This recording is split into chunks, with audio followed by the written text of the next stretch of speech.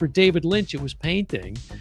For Kubrick, he was a photographer. So, of course, they're going to know how to paint a picture, a moving picture in this case. And in this essay from the Criterion Collection, he meets all of his boyhood heroes. Kubrick, one of them. Kubrick comes up to him and says, my favorite film, without question, is Eraserhead.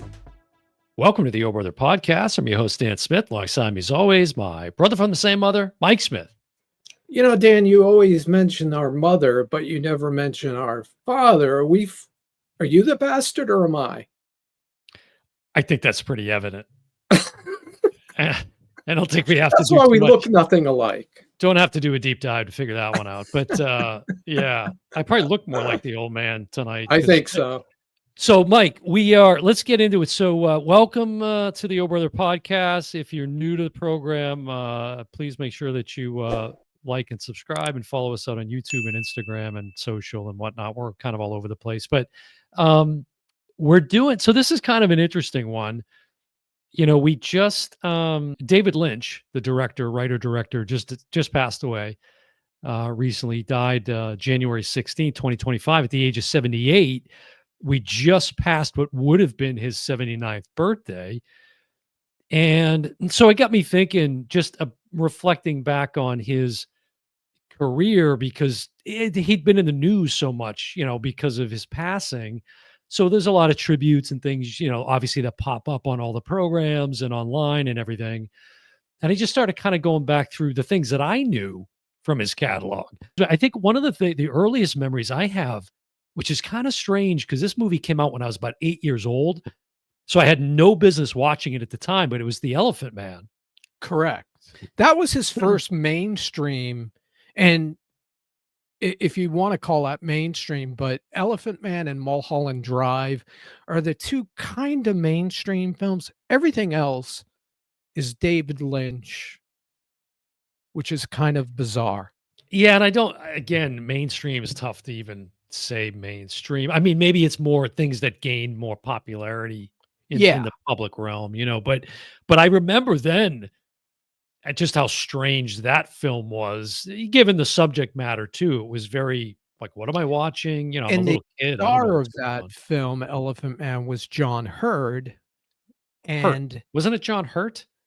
I think it was with a D. Oh, I think you were working, but Judges? We can double check that. Yeah, Judges, double check it. But Jack Nance, who's in the film we're going to talk about today, which is Eraserhead, his first feature film, was actually his pick to be Elephant Man, but the studio had other plans. And we'll talk about Jack Nance. So the film. So I'll go through some of the the background here. And Mike, again, he never says it, but I'm going to say it for those of you that are listening and not watching. He's holding up. Is that a Criterion? It is a Criterion, and I have it open because one of the extras you get with Criterion is essays or sometimes a book. Yeah. And this is a book, and if you can read that. I just see it says, I see myself, and then it says I see myself, Eraserhead. That's the name of this 60-page book that comes with it. It's very relevant to the film. So the film, it first premieres at this FilmX Film Festival in 1977. And then a short time after, it's released. Well, not a short time. It's actually almost a year later that it gets released in the U.S. So it's like February 3rd, I think, of 1978. Runtime of 89 minutes, which is always nice when you go back and watch some of these older films. And of course, directed by David Lynch, written, produced, like his name was all over everything. This, as you said, first feature film. Talk a little bit about how this came to be as far as he gets this scholarship, because his background is he's going to be a painter, really, right? So he's a creative at heart. But he gets this scholarship to go to AFI. Can you tell a little bit about, like, because that's where he ends up making the film? Correct. AFI is a key player because they funded it initially, but then they pulled the funds because it wasn't kind of meeting their expectations. Now, the film debuted in '77, and it was rejected by Cannes, rejected by the New York Film Festival. He was ready to give up. And then I think his wife at the time, Patty, said, "No, send it to New York. I mean, send it to LA. Right. They're having a film festival. What do you got to lose?" He sends it to the guy in LA, and he even is self-deprecating, saying it's not that good. You probably won't like it. Yeah. Cut to him meeting with a representative of LA Film Festival in Schwab's. My accent screwed that all up, but That's that's a horrible. drugstore Oh, famous on hold on. Sunset Boulevard. Let me translate. Schwab's. Okay, go Thank ahead. you. So he winds up writing a 20-page, not script, not pilot, but 20 pages of feelings. And he describes this film as a film made from feelings, not from thoughts. And that's significant when we get in, and I'll give you a Mhm. synopsis of the story if you want, Yeah, yeah, or we can get one into synopsis. yeah, we'll get into that. Let me just run down so the key cast here that we've got. Okay. You mentioned Jack Nance Nance. as Henry Spencer, the main character. Charlotte Stewart as Mary X, as they're known in the credits. Alan Joseph, who plays Mr. X. Jean Bates, I guess, is Mrs. X. Very interesting character there with Yeah. her and Henry at one point in the film we can talk about. Judith Anna Roberts, beautiful girl across the hall was her credit. She was a beautiful woman across the hall. Laurel Neer as Lady in the Radiator, because I think that's important to point out. And then Jack Fisk played Man in the Planet is the Yes. credit. Now, the budget on this, Mike's about $100,000, Yeah. and certainly would be considered successful because it's grossed over $7 million at this Well, point. you say that, and By those standards, I guess.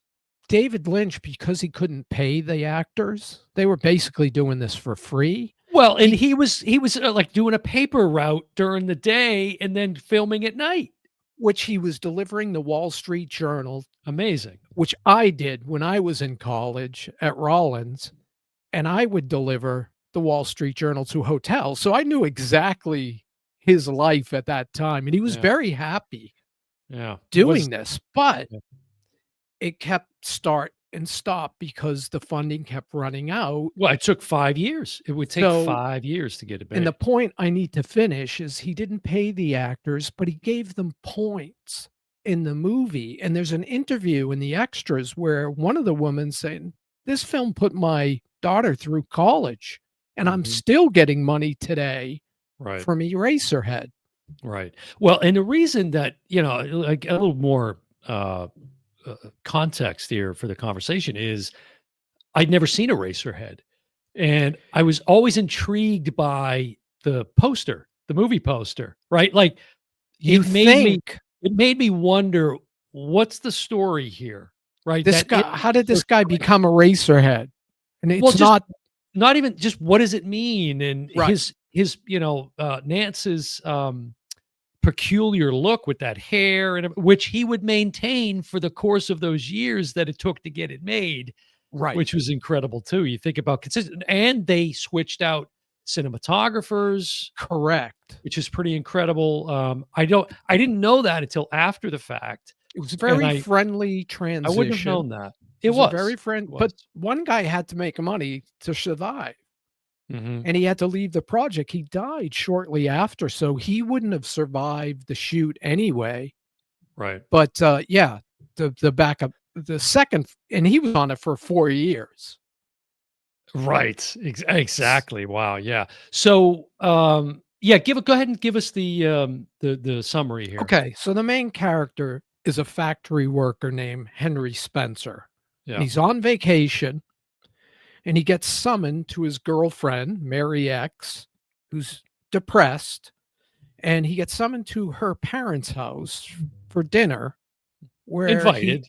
Yeah. invited, Summoned. Right. Right. and he learns that he has a premature baby that was born, which kind of blows his mind a little bit, and he has to now kind of navigate this netherworld that he is a part of. Now, I skipped the opening, which most people do, which is kind of very peculiar, a shot of him on his back floating in air next to the man in the planet that you mentioned. And most people don't mention it because they don't understand it, and you won't get an answer from David Lynch, not when he was No. alive Correct, which either. is why you're not gonna get an answer from us definitively either, because it Correct.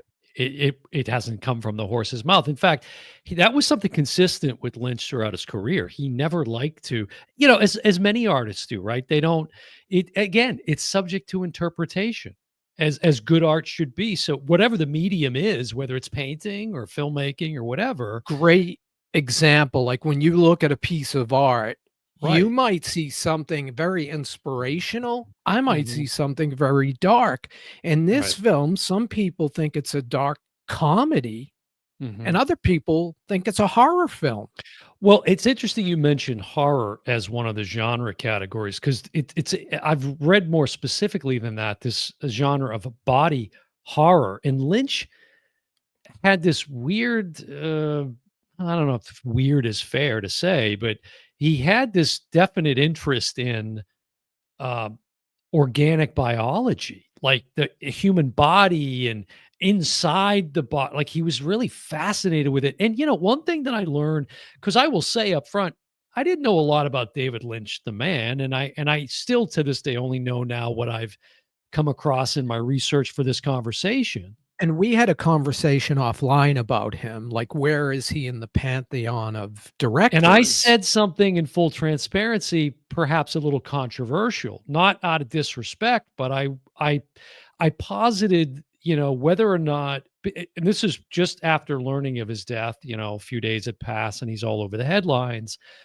And my question to you was, I think just that, right? Where does he land in the list of great filmmakers? Correct. And I will say, I think he was a great filmmaker. I think he was a wonderful director. No question about it. His Absolutely. movies were very bizarre, And very a lot of bizarre. people might know him from his TV series, Twin Peaks, which Yes, was of course. very, very Well, popular. and the original Dune movie, which he himself didn't Right. care for, um, but It's his Dune only was a big movie one. he doesn't like, Yeah, or, he's when he openly was said, yeah. living. Yeah, didn't care for that one at all. But my initial impressions of this film were, I was intrigued by the opening sequence. Like right away, I was riveted. The look of the film, it's black and white, we should say. And I gotta And say something before you even go on, because when you put the Criterion disc in your player, the first thing that pops up is a message from David Lynch saying, "Before you watch this film, you need to adjust your TV settings." mm, And he tells you what to put, how to do it. brightness and tint and everything, That's funny. so you'll see it the way he wanted it seen. That's pretty awesome. Yeah. Yeah. Well, I'll tell I've you, never seen that before. I watched it on streaming and it just that was very striking. So I can only imagine the Criterion disc. But so I was struck by it because of the aesthetic and the look, the shadow and light, and then the directing, the all the shots. And this makes sense. It made me think, Mike, when we talked about Kubrick in the past and a lot of other filmmakers, right? But you often find that they had some other creative outlet oftentimes before getting into filmmaking, right? For David Lynch, it was painting. For Kubrick, he was a photographer. So of course they're going to know how to paint a picture, a moving picture in this case. And in this essay from the Criterion Yeah. Collection, he meets all of his boyhood heroes. Kubrick, one of them. Kubrick comes up to him, says, "My favorite film, without question, is Eraserhead." Yeah, well, I think he heard that through another guy from Yeah, Kubrick. he talked to him directly. Well, met him, yeah, but I know initially you'd heard that from him. Oh, maybe, yeah. The other thing too, the dialogue in the film is very minimal, but I felt like that it adds to the intrigue and the mystery of the film because another thing that was a thread throughout all his films, I think, is the importance of sound and music, right? I don't know. Sound in this film, you can watch it just listening to it, and it Yeah, is a story in itself it is. because it's constant. There's Yeah, humming, there's electricity throughout. right. It makes you feel uncomfortable at times. It Yeah, makes you feel happy at times, like the lady in the radiator. Kind right. of a bizarre woman he describes as having acne problems as a kid, Very but bizarre. finds joy in life through dancing. Mhm. And again, she's called the lady in the radiator because he has this old school, like if you go to your grandparents' house, they probably have an old radiator, Yep. and he stares into the radiator, and that's when she appears. Right. Yeah, very again, just one of many strange, sequences and images and characters throughout this thing. The when Henry and Mary, when their baby is first introduced in the film, so this is where I started to struggle a little bit. This is where it Okay. gets really into the strange world. The netherworld, as he called. Yeah, well, Strange World, I'm quoting from another film of his, but Okay. it's from Blue Velvet. But anyways, um, of it started to I started thinking, Mike, of Hellraiser when we did the review on Hellraiser from Clive Barker, because there's something about the effects.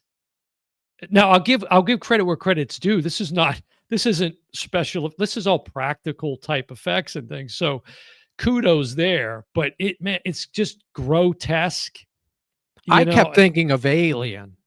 Alien, yeah, That right, popped into my head, and exactly. if you ask Lynch, like, first of all, as the baby gets older, it gets a little bigger, Mhm. and he will not reveal how he created Yep. that In model. fact in fact, he would blindfold some of the crew, like Yeah. the script supervisor or something, so that they wouldn't see or it wouldn't be revealed how they did those things. There's another thing too, like, there was a sequence. It's when Henry's walking through a section of this what is a very industrial kind of setting that they're in. It's like a factory kind of setting, Mhm. and he's walking through this area, whatever, there's pipes and all kinds of things and, puddles all over the place. It's very dark and grim and depressing. And I guess in that sequence that Lynch was shooting, there was a dead cat on the Yes. ground Yes. that an actual cat that he got from a veterinarian.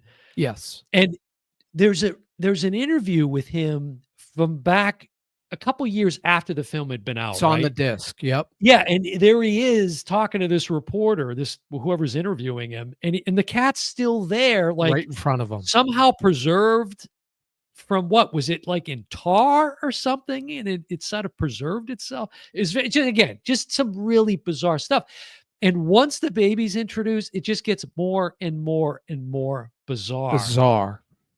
So, And that's my again, only issue with the film. It's just so bizarre, but that's Lynch. That's right. Lynch. And it took 5 years to make, and one of the things he talked about is, think about Henry turning a doorknob, okay, walking through, and it's a year and a half later, But but it explain that all more. looks the same. Explain Well, the there's this continuity of that.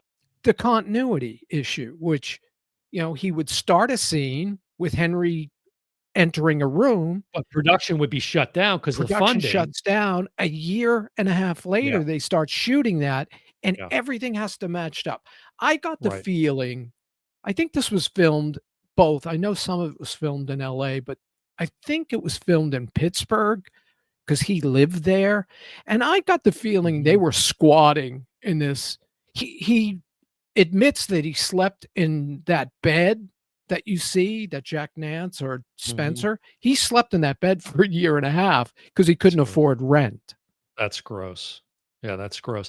Lot of, it's a very art house kind of it's very I don't know, would you call it it's avant-garde, I guess, Yeah, and I got a personal story that I gotta Oh, share really? Okay. about this film Okay. because I've been doing written movie reviews for over 30 years. And it started as like extra credit for school, but I started to get paid in my 3rd year of law school. A law firm hired me to write.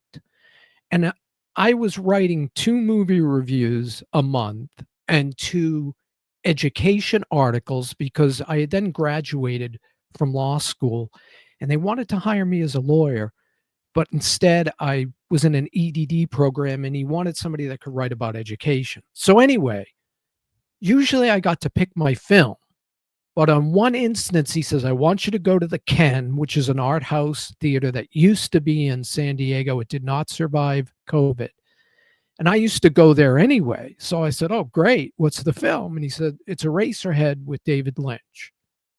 I said, okay, I never heard of it. I went, watched it. I could not write a review. It's the only film I've ever watched. I started to. He kept saying, "Where's Eraserhead?" I said, "I can't do it. I can't explain this." I'm pretty sure, or am I thinking of another film? But I'm pretty sure Siskel and Ebert weren't super. I can't remember. Do you remember what their take is on this? I can't remember. For I those that don't. those that remember Siskel and Ebert, of course, A good description would be if you know Franz Kafka, who was a writer in the 20th century, and everybody knows the expression Kafkaesque, but they don't know what it means. Yeah. It means odd, weird. That's Yeah. what it means. Now that's Lynchian. Right. It's And the film, the reason I have Orson Welles looking down on me is because he made a film on a Kafka writing called The Trial with a friend of ours, Anthony Perkins, who went to our college. Oh, I was like, what? Okay. And Henry Spencer is the same character as Joseph K., which Anthony Perkins plays in The Trial. For anyone who's seen The Trial, they know it is a bizarre ride from start to finish, even with Orson Welles in it. Yeah, I mean, again, it's such a bizarro film. It's hard to say where I stand on it, but from a filmmaking standpoint, I thought it was fantastic. Would you recommend this to somebody? Well, I would, because again, now I mean, it's sad, but posthumously, right? And this is again, I picked Eraserhead because it was his first feature film. I was always, as I told you, intrigued just by the poster. Said, now's a better time than any. Here's a classic, cult classic film that I've never watched. Let's do it. Let's do it. And I didn't want it to be so much like easy to come on and do like a David Lynch tribute, and all of that. But I really wanted to kind of have the focus of the conversation be on this film. So, and if you look at the genesis, IMDb, very high scores from critics.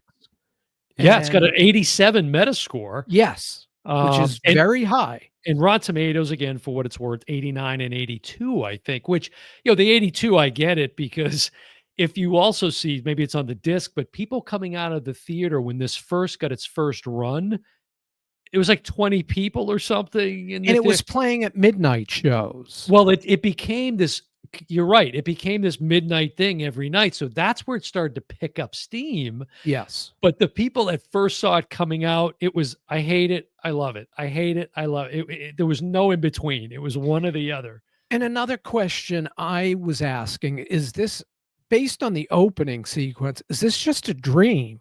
And I know if David Lynch was here, and if I asked him that question, he would say, well, what do you think? What do you think it is? Do you think it's a dream? Right. Yeah, sure. Exactly. Now, let me ask you, though. He has also said that this is his most spiritual film. How do you take that? Do you get that? No, I think that goes to the point I made earlier about feelings and how he wasn't necessarily recording his feelings, but him and Jack Nance would kind of sit and work out this choreography, if you want to call it that. And that's how the film got made. They kind of felt their way through it. I don't know if that answers your question. I think it's good, because it also, I think another thing why I was intrigued to watch it and was thinking about as I was watching it and reflecting on it was, the appreciation for what it took to get this made. He's a young, aspiring creative, just getting into filmmaking, all of that. And I started to think of John Carpenter and the way he was able. Look what he did with Halloween. I mean, it's Right. fascinating. So, Eh, no, go ahead. no, I was just gonna say, in John Carpenter, his career Oh just God, took yeah, off. legendary. More So so than Lynch, I think, because he was making more mainstream kinda films. yeah, I'm sure there's a lot of folks out there that would probably argue that. I The Lynch. asked you about, recommending it, and I think, like, Yeah. I wouldn't have recommended this to you. I would, but like we said, and I'm not putting this in some sort of Terrifier 3 category, but I would, but just with some sort of disclaimer, right? Yeah, if you're You a know? fan of Kafka and his writings, and he's considered one of the most prolific writers of the 20th century, he Yeah. burned 90% of his work. Yeah. So only a little of his work is out there. If you like that, if you like other David Lynch stuff, Yeah, I would say, like, if you haven't, jumped into his filmography, like Blue Velvet, you gotta. Blue would Velvet's maybe be a good awesome. place to start. Yeah, it's a good movie. A lot of themes, Mike, throughout, symbolism and so forth. And I just made note of some of the sexual repression, eroticism, lust, mental health is clearly on display in the film. And then there was this interesting note. Maybe you can speak to this too. I don't know if it's on the disc or in some of the things that you watched, but some things that I read, perhaps there's this fear of fatherhood that was playing out that he had himself in his own experience with his daughter Peggy, or no, that was his wife, His wife was Peggy is Jennifer, who's Jennifer. also now a director herself. She was in the film as Yeah, a little and child. but she was born with clubbed feet, Correct. He does and talk about that. I think it seems like, that as I guess a new parent, that probably is very scary, and She has talked about that that's right. as far as the film. Yeah. He never talked about it in any of these, this excerpt, these 60 pages is between 93 and 96 when he did these interviews. If he did interviews today, I think he would answer very little we asked him. Well, He would he's answer every question with a question. there's an endless uh, uh, collection of interviews from him right up Yeah, until the day he died. I mean, yeah. he's all over the place. But didn't she say, his daughter, didn't she say that a lot of it was She did. inspired? Yeah, okay, She did. from that experience. Yeah, yeah. And Because you when, get that. when a baby comes out premature and it's not what you're expecting, Right. he starts questioning because the mother confronts him and says, "Have you had sexual relationships with my daughter?" One of the most bizarre sequences, and somewhat Bizarre. and strangely funny at the same time. Yeah, yeah. But just like, the her dad in the film, The big Mr. X, smile. what a funny character that he is, but it leads into this really, again, a disgusting sequence at dinner, Yeah. and I'll just say that involves some chickens, and that's all I'll say there. Um, but, I don't know. You did mention some of this was born from his time in Philadelphia, I think it was. So I think definitely because he's talked about some of those seedy places he lived. He didn't seem to have a lot of good things to say about his time in No. Philadelphia, from what Although I he was remember. happy then. He says Right, he was right, happy at the time, but right. he describes it as a dirty, miserable place, Yeah, you know? exactly. The last thing I'm gonna mention is he talks about Sunset Oh, Boulevard yeah, being one of his right, favorite films, right. and of course, this is Billy Wilder, who Yeah. I have a huge man crush on, and I sent you the one film I bought you for Yeah, Christmas was Billy Wilder. yeah. He talked to Billy Wilder about Sunset Boulevard, and he said, that mansion wasn't actually on Sunset Boulevard." David Lynch was crushed. He's like, "I didn't wanna know that." Mm, And I think that sums up his films and why he doesn't give out a lot of information, because he that's wants interesting. you to live in that world. and Yeah, experience it as it is. And for yeah. him, the fact that finding out that the mansion in Sunset Boulevard wasn't really on Sunset Boulevard killed it for him. You know what's interesting about that? It's a great way to kinda close the conversation here, but it's making me think that just like with Eraserhead, I never felt first of all, incredible building of tension throughout this entire film. Like, it never seems to relax, The sound and is impeccable. but there didn't seem to be a real payoff ultimately, and I think that kinda speaks to what you're saying as him as a filmmaker, because I think there's a part of us that wants to hear from him. Right, from him, but I also appreciate at the same time that he's leaving it subject to interpretation, as again, Right. any good art should be. A So, yeah, I don't know. and he mentions the opening, how nobody's ever talked about the opening, and the interviewer said, "Well, what it's about?" He goes, "Well, what do you think it's about?" I mean, imagine a sequence with a character who has horrible acne, looks like she's got an incredible case of the mumps, tap dancing on sperm-like characters. Inside a Um, radiator. I like, how do like you no wonder fetuses. you didn't write a review. I mean, what are you gonna say? Right.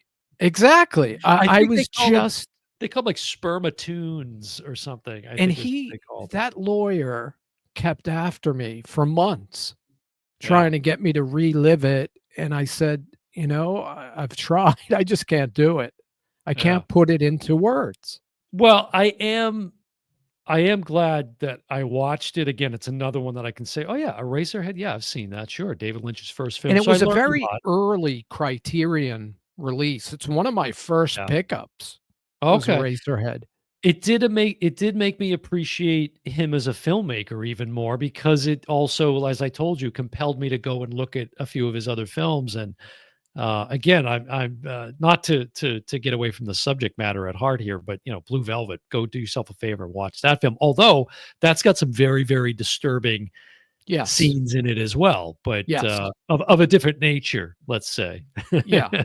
And uh, when you wrote to me and you wouldn't say anything, you said, "Don't say anything. Don't even respond. This is what we're" people would think this is a movie I picked, and I yes, didn't.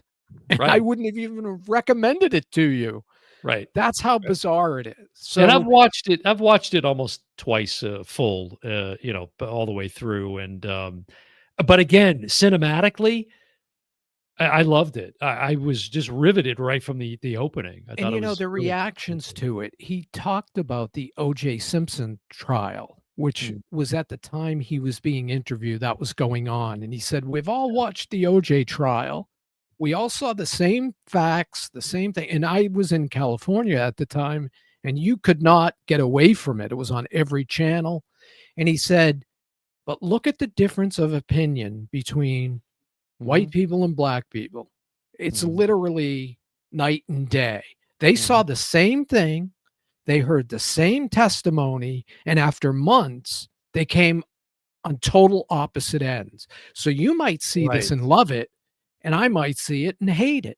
And you're right. I think he was just in general fascinated by that idea.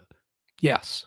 In any circumstance. It's kind Yeah. of, and again, he seemed to be a very, very bright guy, very well studied in many, many things, but he's an auteur, would you say? I mean, I think it's hell an of a filmmaker. acquired taste. I'm a I fan of The agree. Trial, I agree. but that's another film I wouldn't say, "Go run out and catch this. You're gonna Right, love it." It's right. it's peculiar in every way. Well, here's another classic in the books, Mike, Eraserhead by David Lynch. So if you haven't Check. seen it, yeah, if you haven't seen it, again, a little bit of a disclaimer, but I would definitely, now that again we're kind of honoring his passing, check it out if you haven't seen it before. If you have and you love it, drop some comments on the video. Let us know what your thoughts are. Anything that we left out significantly that we should have talked about here, but Yeah, I enjoyed it. Again, it's another one I'm glad that we can kind of check off the list, like you said. So, And thanks for listening to us. If you've stayed through the whole video, thanks for, staying with us, because we got a little into the weeds with this, but not there's a lot we didn't talk about. yeah. Well, because you can just get off on again his film legacy, and there's so much there to talk about, with his career as a whole. But yeah, just in Eraserhead, we could probably talk another hour and a half. But Yeah.